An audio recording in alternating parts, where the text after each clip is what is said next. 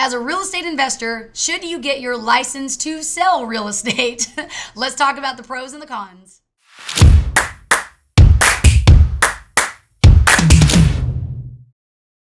So let me start by saying I am not a licensed real estate agent. I am not. I don't want their job. I've seen their job. It is hard, and we appreciate and love everyone that is a realtor. We know you have your work cut out for you, and I love y'all. So that being said, before we start, let's talk about the pros and the cons. Now let's go ahead and start with the cons. One of the reasons that I am not a licensed real estate agent is because I break the law by far too much, okay? Now, I told y'all I was going to tell y'all some real deal stuff in my mentoring course, so here it is.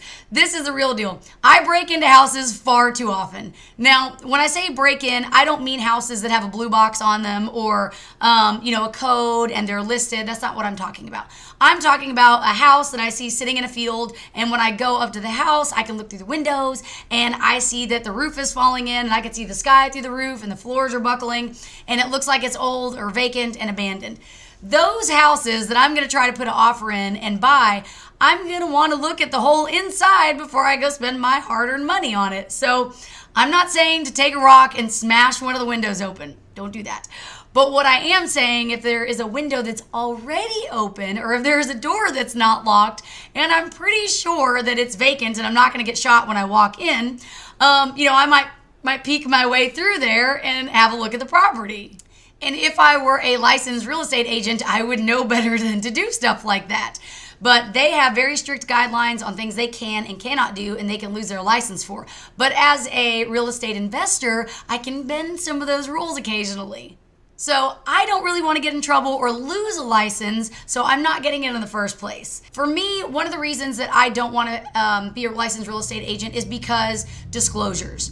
There is so much stuff to disclose as a real estate agent, and you have to disclose everything. And for me, as a real estate investor, that slows my process down so much. When I see a house that I'm interested in, I want to go, I want to get it, I want to find out everything about it, and it's just everything is in a big hurry. So it's in a due diligence hurry, but it's still in a big hurry. And if you're trying to, flip the house and get the budget and meet with your contractors and at the same time trying to disclose everything and make sure everything is on point, that's just a lot of different moving parts. So for me, I try to keep it as simple as possible.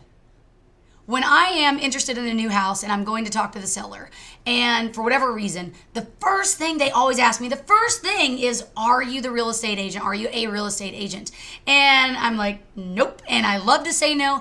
And this is just something I've noticed. It seems though that there is always a sigh of relief, like, okay, you're not a real estate agent, I can talk to you now. Because they get bombarded with calls. If they know they're going to list it and they've, talked to one or two people, they start getting bombarded by real estate agents that all want to sell it. So they think that I am super worried about the commission, which I'm not. What I'm going to make is much further down the road, but nevertheless, it's that sigh of relief, and I notice that. So I take so much joy in saying, no, I am not a real estate agent. So now let's talk about some of the pros, okay? So one, of course, the biggest pro is MLS access.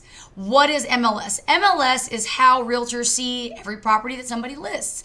And it is fantastic. You can see how many days it's been on the market, if it has a pool, how many bedrooms, bathrooms, square footage. You can pull all the comps. You can do everything, and it is fantastic. So I have access to MLS, but I also have friends that are brokers, and I've done this for a long time.